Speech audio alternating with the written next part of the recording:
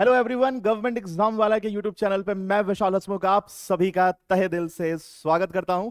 जैसा कि आप इस वीडियो में देख रहे हैं, थंबनेल आपने देख रखा होगा, नाउन का पार्ट 2 है। इसका मतलब क्या, नाउन का पार्ट 1 मैंने पढ़ा रखा है। प्रीवियस वीडियो को जरूर जाकर आप देखिएगा। आप में से ऐसे कैंडिडेट जिन्होंने पर्टिकुलर वीडियो को देख रखा था, आपके कमेंट्स को मैंने पढ़ा, शानदार और जानदार तरीके से आपने समझकर उन सवालों के जवाब भी दे रखे हैं। आज बात करेंगे नाउन के पार्ट 2 में, और पार्ट 2 में हम सीखेंगे कि डिफरेंट नाउन्स का यूज कैसे करना है, अनकाउंटेबल है, काउंटेबल है। आज सीरीज के क्वेश्चंस भी करेंगे। सबसे पहले मैं चाहूंगा कि जो होमवर्क के क्वेश्चंस थे उनको देख लिया जाए और यह भी पता किया जाए कि कितने लोगों का सही जवाब था।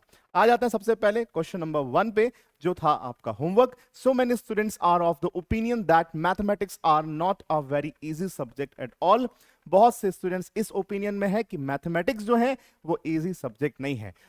My dear ladies and gentleman, सबसे पहले तो आपको यह समझना है कि मैथमेटिक्स हो, पॉलिटिक्स हो, स्टैटिस्टिक्स हो, ऐसे जो सब्जेक्ट्स होते हैं, यदि वो अकेले स्टैंड कर रहे हैं, मतलब मैथमेटिक्स एज अ सब्जेक्ट काम कर रहा है, तो वहां पर सिंगुलर वर्ब का यूज करते हैं। पर किसी पर्टिकुलर पर्सन के मैथमेटिक्स की हम बात करते हैं, किसी पर्टिकुलर पर्सन के मैथमेटिक्स मतलब पोजीशन दिख रहा होगा, पॉजेसिव एडजेक्टिव की तरह यूज हो रहा होगा, तो हम प्लूरल वर्ब का यूज करेंगे।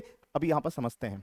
So many students are of the opinion that mathematics are not a very easy subject. तो मैथमेटिक्स यहां पर एज अ सब्जेक्ट स्टैंड कर रहा है, तो मैथमेटिक्स तो लिखा तो सही है, लेकिन इसके अकॉर्डिंग यहां पर इज होना चाहिए। सबसे पहले मुझे बताइए, आप में से कितने लोगों का सही है? यदि आपका जवाब ये सही था, तो सबसे पहले चैनल को सब्सक्राइब कर लीजिए और अपने इस प्यारे से सेशन को लाइक कर दीजिए। चलिए आते हैं नेक्स्ट क्वेश्चन पे। मुझे पता है कि ये क्वेश्चन आपका सही हुआ होगा। क्वेश्चन नंबर 2 पे आते हैं। Question number 2, my politics is very moderate while his politics are radical and revolutionary. अब इस सवाल को यदि आप देखें और इस सवाल पे यदि आप गौर करें, तो यहां पर दो डिफरेंट वर्ब्स का यूज हो रहा है। यहां पर पॉलिटिक्स के बाद इज लगा है और यहां पर पॉलिटिक्स के बाद आर लगा है। या तो इज सही है या तो आर सही है। होना क्या चाहिए ये सवाल? आइए जवाब देखते हैं। सबसे पहले तो हमें यह समझना है कि politics as a subject stand करे तो सिंगुलर वर्ब का यूज करेंगे। Politics, politics as a subject stand करे, ठीक है, तो यहां पर हम सिंगुलर वर्ब का यूज करेंगे। पर किसी पर्टिकुलर पर्सन मतलब पॉजेसिव एडजेक्टिव प्लस पॉलिटिक्स, है ना, किसी पर्टिकुलर पर्सन के पॉलिटिक्स की बात करेंगे तो वहां पर प्लूरल वर्ब का यूज करेंगे, मतलब एज ए प्लूरल सब्जेक्ट वो वर्क करेगा। क्योंकि यदि किसी पर्टिकुलर पर्सन के पॉलिटिक्स की बात कर रहे हैं तो उसके पॉलिटिकल आइडियाज की बात कर रहे हैं। किसकी बात कर रहे हैं? पॉलिटिकल आइडियाज की बात कर रहे हैं। मतलब मेरे पॉलिटिकल आइडियाज, उसके पॉलिटिकल आइडियाज। तो जब पॉलिटिक्स के पहले पॉजेसिव एडजेक्टिव लग जाए तो वहां पर प्लूरल वर्ब का यूज करेंगे। Same goes with mathematics. Mathematics as a subject stand करेगा, सिंगुलर वर्ब का यूज करेंगे। मैथमेटिक्स के पहले यदि कोई पॉजेसिव एडजेक्टिव लग गया या किसी पर्टिकुलर पर्सन के मैथमेटिक्स की बात कर रहे हैं तो इसका मतलब है उनके कैलकुलेशंस की बात करें। क्या मतलब? उनके कैलकुलेशंस की बात करें, राइट?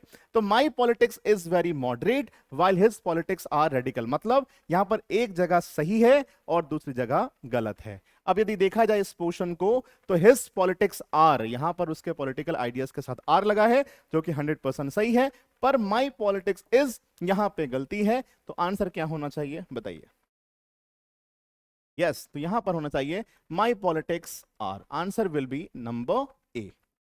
अब इसका आंसर जितने लोगों ने ए दे रखा है, आप एक बार मुस्कुराता हुआ नूरानी चेहरा कमेंट में डाल दीजिए कि हाँ सर सही है ना? फटाफट कमेंट कर दीजिए। चलिए कमेंट करिए। 5 4 3 2 1 कमेंट कर दिया आपने। नेक्स्ट क्वेश्चन की तरफ आ जाए पक्का।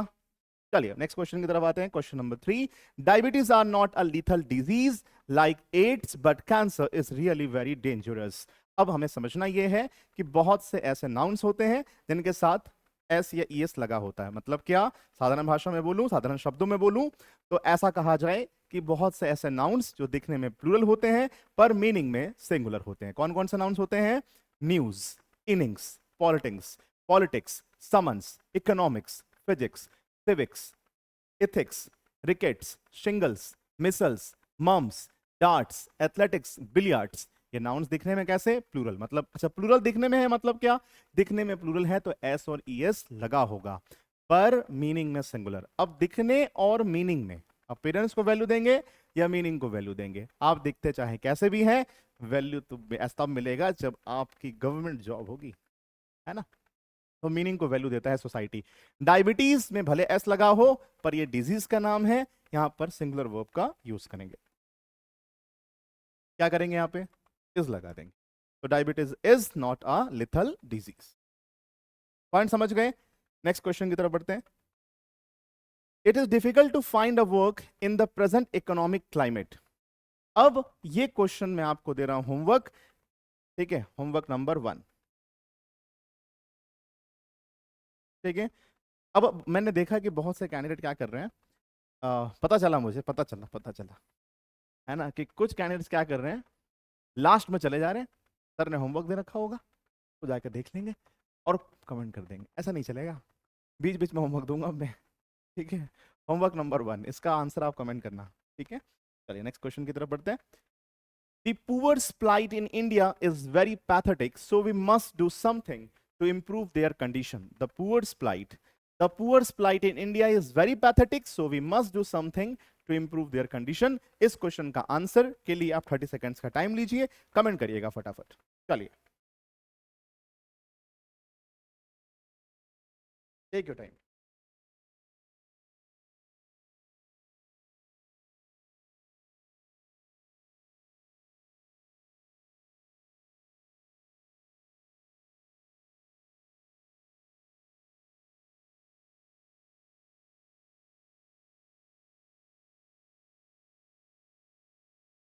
यस, अब जैसे बोला the poor's plight in India, अब पुअर्स प्लाइट इन इंडिया का मतलब क्या?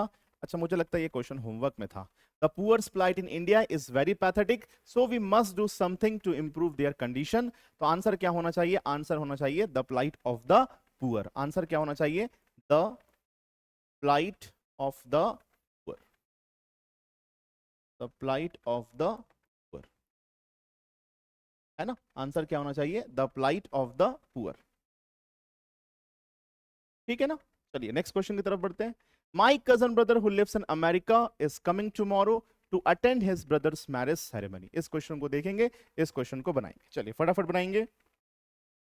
माई cousin brother who lives in America is coming tomorrow to attend his brother's marriage ceremony.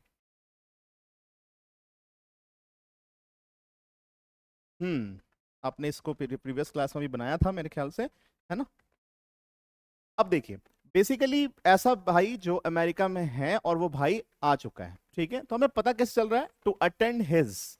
तो ये जब लिखा ही है तो यहां पर कजन ब्रदर लिखने की जरूरत नहीं है। यहां पर क्या करेंगे? कजन ब्रदर लिखने की हमें जरूरत नहीं है। कजन के साथ ब्रदर नहीं लगाते, ना ही सिस्टर लगाते हैं। My cousin who lives in America is coming tomorrow to attend his. His से पता चल ही रहा है कि वो मेल है, तो यहां पर लगाने की जरूरत नहीं है ब्रदर, ठीक है ना? चलिए नेक्स्ट क्वेश्चन। ये स्टार्ट हो चुका है आज का सीरीज और यहां से क्वेश्चंस अब आपको बनाने हैं। Will you please let me know what is the criteria of getting a flat booked in the apartment. इस क्वेश्चन को बनाइए, टेक योर टाइम, फटाफट। Will you please let me know what is the criteria of getting a flat booked in the apartment.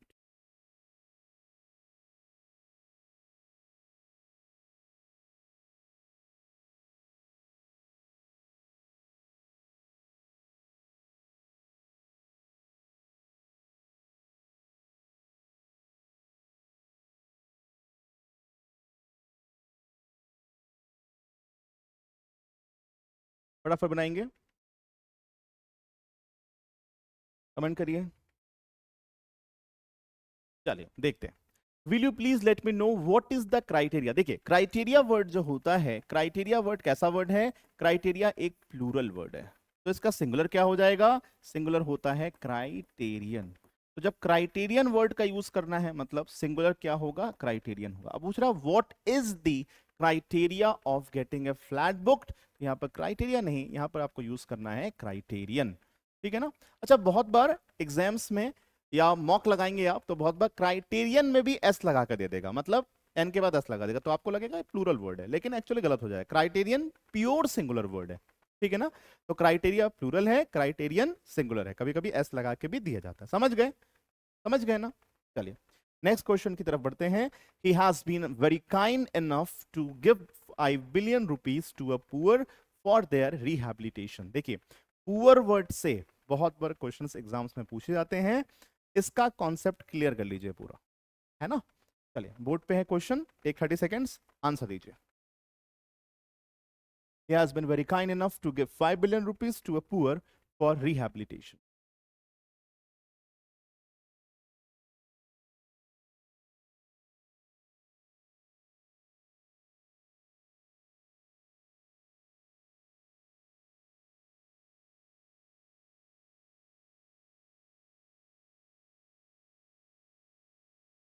He has been very kind enough to give 5 billion rupees to a poor for their rehabilitation. फटाफट बनाएंगे इस question को। He has been very kind enough to give 5 billion rupees to a poor for their rehabilitation. देखिए इस सवाल से आप से पहले भी बहुत से क्वेश्चंस आपने बनाया, एक चीज तो क्लैरिटी के साथ आपको समझ में आ गया है कि पुअर के साथ एस भी नहीं लगाते, ना ही अपस्ट्रॉफ विद एस लगाते, एकदम कॉन्सेप्ट क्लियर रखें, ठीक है। पुअर के साथ पीपल वर्ड भी यूज नहीं करते, यदि द पुअर लग गया तो इसका मतलब ही है पुअर पीपल से। अब इस क्वेश्चन को समझिए, he has been very kind enough, बहुत ही दयालु है, to give 5 billion rupees to a poor for their rehabilitation. तो क्या किसी एक इंसान को दे रहा है वो, क्या किसी एक पर्सन को दे रहा है, नहीं ना। अच्छा मान लीजिए किसी एक पर्सन को देता तो आगे जाकर देयर कैसा लगता, देयर पजेसिव एडजेक्टिव जो है वो प्लूरल पजेसिव एडजेक्टिव है ना, कैसा एडजेक्टिव है, प्लूरल है। अब यदि प्लूरल है और ऐसे भी 5 मिलियन रुपीस किसी एक पर्टिकुलर पर्सन को तो दे नहीं रहा होगा, ठीक, आप खुद भी सोच सकते हैं, तो यहाँ पर अ हटा दीजिए, है ना। यहाँ पे क्या लगाएंगे, यहाँ पर लगाएंगे, क्या लगाएंगे बताओ, द पुअर लगाएंगे, यस, क्या लगाएंगे, द लगा देंगे, मतलब यहाँ पर अ पुअर की जगह क्या लिखेंगे, द पुअर लिखेंगे, तभी तो द पुअर पीपल होगा, तभी तो जाके उसको आगे जाके रिप्रेजेंट कौन करेगा, देयर रिप्रेजेंट करेगा। तो answer will be he has been very kind enough to give 5 billion rupees to the poor, मतलब क्या है, द पुअर पीपल की बात कर रहा है, to the poor for their rehabilitation. यदि ये आंसर आपका सही है तो हार्ट भेज दीजिए कमेंट सेक्शन में, समझ गए, फटाफट दिल भेज दीजिए कि हाँ सर एकदम सही है, सही समझ आ रहा है। नेक्स्ट क्वेश्चन की तरफ बढ़ते हैं। अब देखो आप ना कॉमन एरर पढ़ के जाएंगे, खासकर जो न्यू कैंडिडेट्स हैं जो अभी हाल फिलहाल में प्रिपरेशन शुरू किए हैं, तो आपको समझना होगा कि कॉमन एरर के साथ साथ सेंटेंस इंप्रूवमेंट का पैटर्न भी आपको जानना है, ठीक है ना। अब इसमें समझना क्या है, Charles Dickens' novels have been adapted into numerous films, plays and television series over the years, right? अब इसको समझना यह है कि चार्ल्स डिकेंस को अंडरलाइन कर दिया गया है, अब जिसको अंडरलाइन किया गया है उसी को हमें इंप्रूव करना है यदि जरूरत पड़े। यदि आपको लगता नहीं सही लिखा है तब तो नो इंप्रूवमेंट, यदि लगता नहीं गलत लिखा है तो या तो अल्फा या तो ब्रेवो या तो चार्ली, मतलब इन तीनों ऑप्शन में से किसी एक को चुनना है, ठीक है। प्रॉपर समझ लीजिए, इसमें मैं आपको 40 सेकेंड्स का टाइम दे रहा हूं, टेक योर टाइम, बनाइए फटाफट।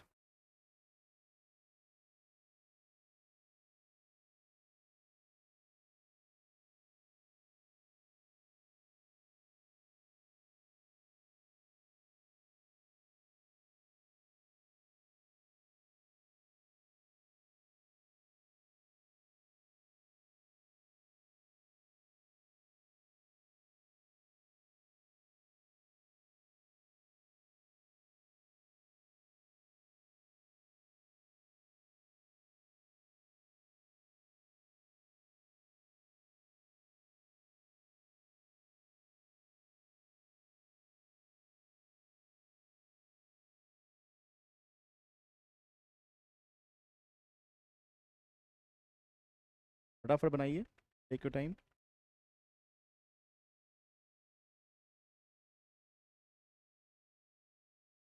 अब जैसे इस क्वेश्चन को बनाएंगे, Charles Dickens novels have been adapted into numerous films, plays and television series over the years. अब इस क्वेश्चन को जब देखेंगे तो लिखा है Charles Dickens novels have been adapted, तो सबसे पहले यूज ऑफ एपोस्ट्रॉफ समझिए। यूज ऑफ एपोस्ट्रॉफ कैसे करते हैं, जैसे मान लीजिए सबसे पहले तो आपने बहुत ही अच्छे से पढ़ा होगा, what is a case, case explains a relation of a noun with other words in a sentence. Case explain करता है कि नाउन किस कंडीशन में है। Three kinds of cases generally हम लोग पढ़ते हैं, एक होता है नॉमिनेटिव केस, एक होता है ऑब्जेक्टिव केस और एक होता है पजेसिव केस। नॉमिनेटिव केस में सब्जेक्ट की बात करते हैं, ऑब्जेक्टिव केस में ऑब्जेक्ट की बात करते हैं और पजेसिव केस में बात करते हैं पोजीशन। पोजीशन दिखाएगा, मतलब पोजीशन कौन दिखाएगा, पोजीशन दिखाएगा लिविंग बीइंग। लिविंग बीइंग की पोजीशन दिखाने के लिए हम क्या यूज करते हैं, एपोस्ट्रॉफ। नॉन लिविंग में जनरली ऑफ का यूज करते हैं। जैसे मान लीजिए एक बहुत ही सिंपल सी बात समझिए, ये ऐसा कहा जाए, राहुल्स पेन, राहुल्स, ठीक है, राहुल का पेन, समझ गए, राहुल्स पेन मतलब राहुल का पेन। पर यदि ऐसा कहा जाए पेन्स कैप, पर पेन्स कैप नहीं हो सकता, क्यों? क्योंकि नॉन लिविंग है, यहां पर नहीं लग सकता, तो आंसर क्या होगा? A cap of the pen. तो एक तो ये बात आपको समझ में आ गया होगा कि लिविंग के साथ एपोस्ट्रॉफ लगाते हैं, नॉन लिविंग के साथ जनरली एपोस्ट्रॉफ का यूज नहीं करते, समझ गए? एक तो ये पॉइंट समझ में आ गया आपको।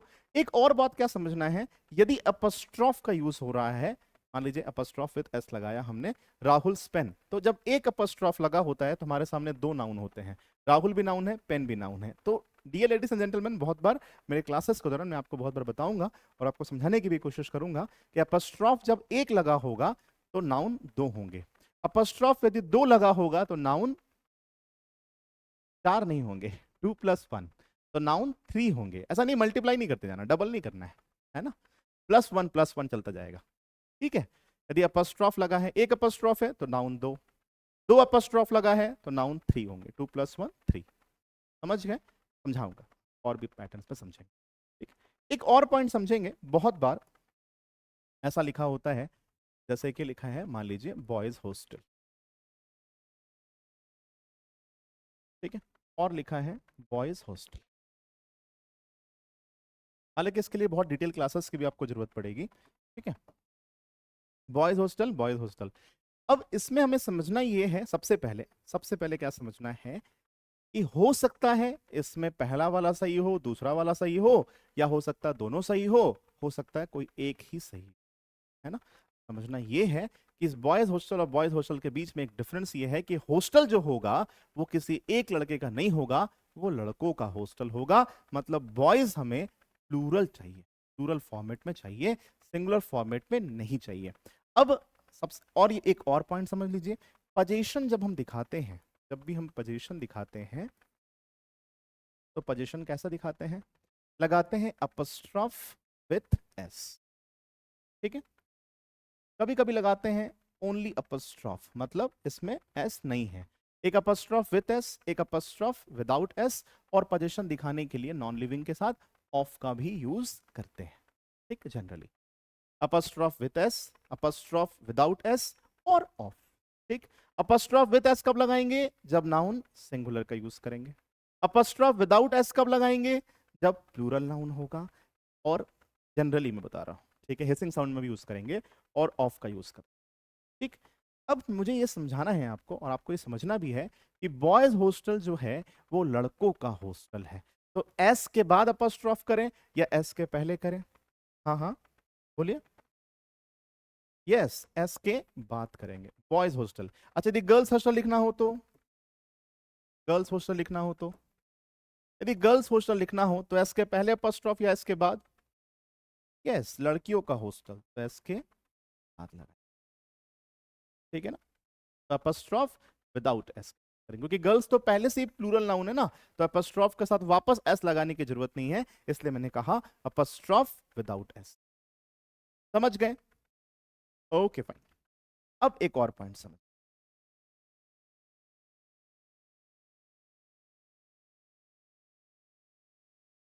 एक और पॉइंट क्या समझना है कि मान लीजिए लिखा है जॉन, और लिखा होता जॉन के पोयम्स, जॉन के पोम्स, पोम्स भी प्रोनाउंसिएशन है but we Indian pronounce it poems, John के poems.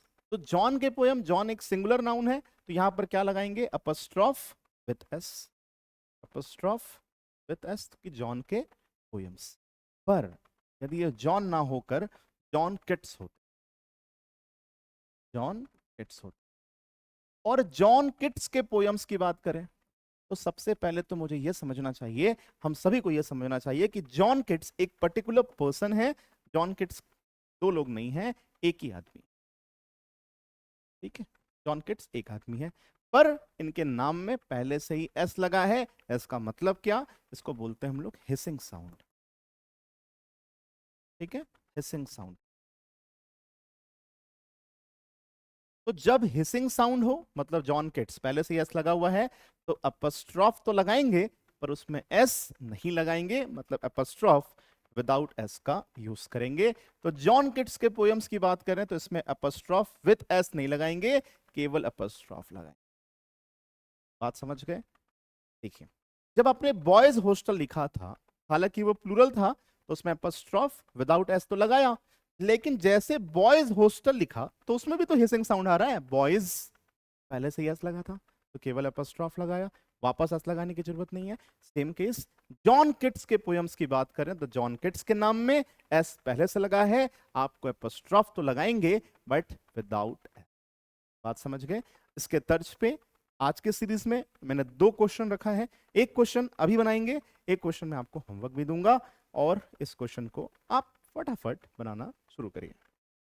Take your time. Charles Dickens' novels have been adapted into numerous films, plays and television series over the years. Take your time. फटाफट अब मुझे बनाइए, बताइए कि इसका answer क्या होगा, फटाफट बनाइए। Take your time.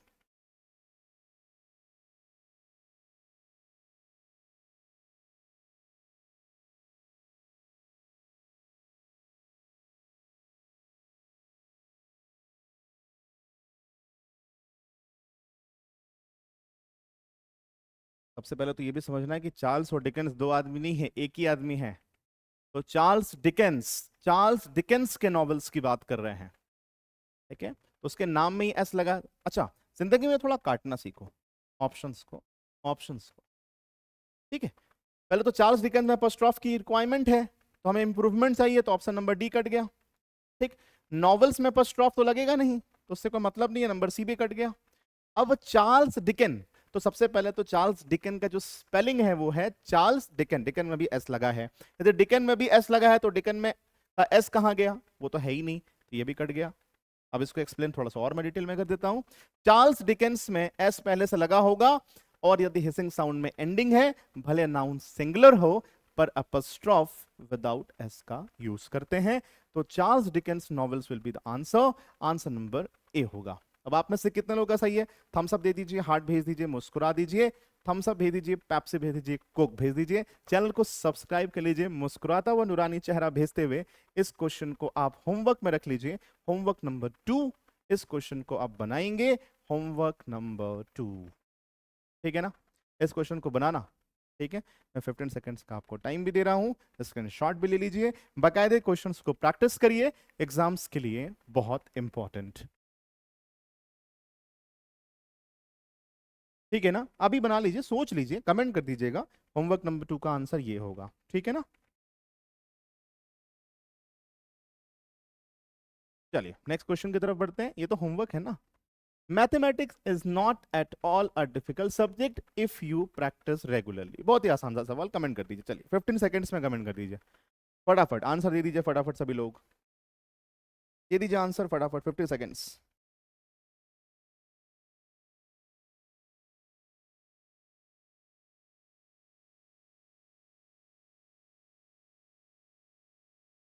यस, अब देखो, मैथमेटिक्स इज होता है, मैथमेटिक्स आर होता है, ये आपने पढ़ रखा है। मैथमेटिक्स एज अ सब्जेक्ट काम करेगा तो सिंगुलर वर्ब यूज करेंगे, किसी पर्टिकुलर पर्सन के मैथमेटिक्स की बात करेंगे तो हम प्लूरल वर्ब का यूज करेंगे, क्योंकि उसका मतलब कैलकुलेशंस होता है। पर ना ही यहाँ पर इस पूछ रहा है, ना ही आर पूछ रहा है, मैथमेटिक्स में ही गलती कर दिया है, यहाँ पर क्या लगाना चाहिए? एस। बन गया होगा, आसान सा सवाल है। चलिए आ जाइए नेक्स्ट क्वेश्चन की तरफ, इसको बना के बहुत खुश मत होइए, नेक्स्ट क्वेश्चन देखिए। My sister has been suffering from measles for the last 3 months, which has been a tough time for our family.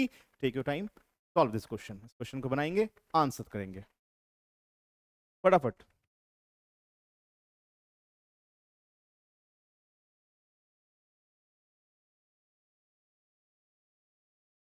My sister has been suffering from measles for the last 3 months, which has been a tough time for our family.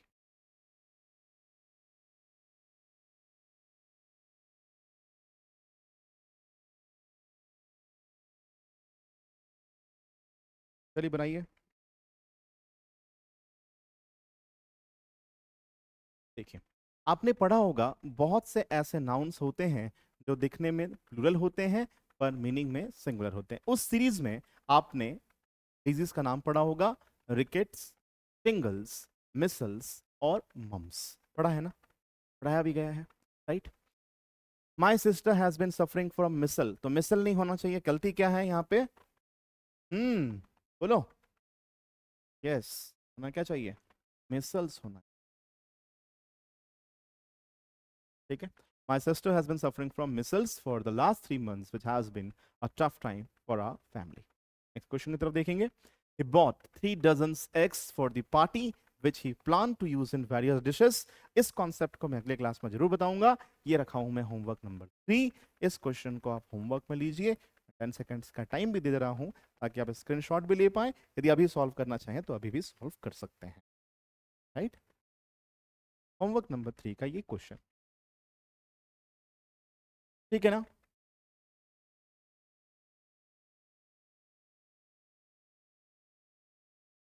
हाँ हाँ, अब stop कर लीजिएगा screen को जब homework बनाएंगे तो, ठीक है। चलिए नेक्स्ट क्वेश्चन की तरफ बढ़ते हैं। Teaching is one of my task and I like it specially when I see my students progressing.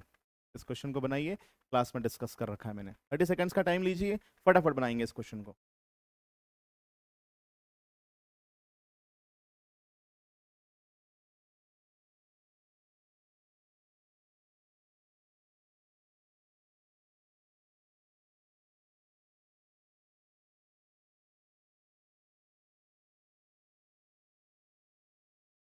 चलिए, सबसे पहले तो हमने ये पढ़ रखा है कि ऑफ के बाद आने वाला नाउन यदि काउंटेबल है, यदि काउंटेबल नाउन है तो नाउन कैसा होता है? प्लूरल होता है। ऑफ के बाद यदि नाउन अनकाउंटेबल है तो अनकाउंटेबल नाउन हमेशा सिंगुलर होता है, उसको प्लूरल नहीं कर सकते, ठीक है ना। तो teaching is one of my task and I like it. तो one of my task, of के बाद आने वाला नाउन क्या होगा? ऑफ के बाद आने वाला नाउन प्लूरल होगा, तो यहां पर टास्क नहीं टास्क होना चाहिए। आपने पढ़ रखा है, क्लास में भी लिखवा रखा हूं, ऑफ के बाद नाउन प्लूरल होगा, है ना। अच्छा, जो कैंडिडेट्स नहीं लिखे हैं तो आप लिखेंगे ऑफ के बाद यदि नाउन काउंटेबल है तो प्लूरल होगा, यदि नाउन अनकाउंटेबल है तो सिंगुलर ही रहेगा। देखिए uncountable nouns are always singular. Uncountable noun से पहले ए या एन का यूज भी नहीं करते, ठीक है ना। चलिए नेक्स्ट क्वेश्चन की तरफ बढ़ जाते हैं। नेक्स्ट क्वेश्चन देखिए। The rich is happier than the poor because they have fewer financial worries. Poor rich का कॉन्सेप्ट एकदम समझ जाइए, इस क्वेश्चन को बनाइए, कमेंट करके मुझे बताइए। चलिए फटाफट कमेंट करिए। The rich is happier than the poor because they have fewer financial worries.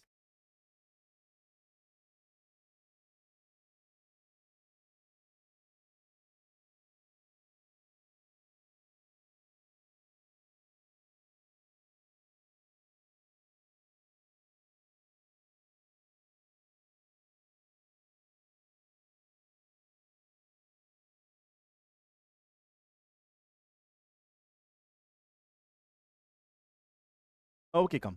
The rich is happier than the poor. सबसे पहले तो हम लोगों ने ये समझ रखा है अब कि द प्लस जब हम करते हैं एडजेक्टिव के साथ, मतलब दी प्लस एडजेक्टिव का जब यूज करते हैं तो प्लूरल वर्ब का यूज करते हैं। The rich is happier than the poor. यहाँ पर द रिच का मतलब क्या है? द रिच का मतलब है द रिच पीपल। तो इसका मतलब यहाँ पर जो हमें करने की जरूरत है, और क्या करने की जरूरत है? द रिच इज नहीं, द रिच, तो the rich are happier than the poor, मतलब रिच पीपल की बात कर रहे हैं तो यहाँ पर आर वर्ब का यूज करेंगे, प्लूरल वर्ब का यूज करेंगे। नेक्स्ट क्वेश्चन मैं आपको दे रहा हूं homework. I saw the children's were fighting with one another which made me feel sad. इस क्वेश्चन को देखेंगे, आसान है ना। इस क्वेश्चन को मैं दे रहा हूं होमवर्क नंबर 4। नंबर 3 तक दे रखा है मैंने आपको।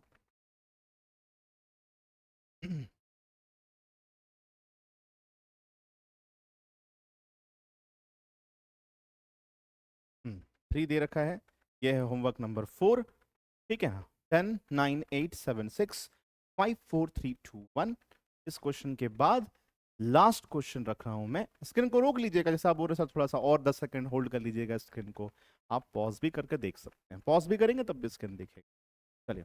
When I was passing through the forest I happen to see a number of deers. इस क्वेश्चन को बनाएंगे, होमवर्क दे रहा हूं मैं, होमवर्क नंबर 5। ये क्या है? होमवर्क नंबर 5 है। इस क्वेश्चन को बनाएंगे, इस क्वेश्चन को बनाने के बाद कमेंट शुरू करेंगे। अच्छा, बहुत से लोग कह रहे थे सर कमेंट तो कर रहे हैं लेकिन कमेंट पहुंच नहीं पा रहा। देखिए, डेटा ऑन करके ही कमेंट करना है, समझ गए ना? डेटा ऑन करके ही कमेंट करेंगे, ठीक है? चलिए, और नेक्स्ट सीरीज में, नेक्स्ट जब नाउन के पार्ट में आऊंगा तो इन क्वेश्चंस को मैं चेक भी करूंगा। आपने कौन कौन से कमेंट किए हैं वो कमेंट्स को मैं स्क्रीन पे भी लगाने की पूरी कोशिश करूंगा, बोर्ड पे लगा देंगे कि हाँ आप लोगों ने कमेंट कर रखा है, ठीक है? अच्छा, नाउन के किसी पॉइंट पे आपको यदि और एक्सप्लेनेशन चाहिए कि हाँ सर थोड़ा सा ये वाला कॉन्सेप्ट समझा देते हैं, ऐसा कुछ आ रहा हो मन में, या किसी और टॉपिक पे भी ऐसा कुछ आ रहा हो, तो आप जरूर मुझे बताना, ठीक है ना? प्रॉपर मुझे बताना, कमेंट कर देना, सेशन को लाइक कर देना, मुस्कुराता हुआ नूरानी चेहरा भेज देना। बाकी मैं अगले सेशन में आपसे जरूर मिलूंगा। बहुत बहुत धन्यवाद, थैंक यू।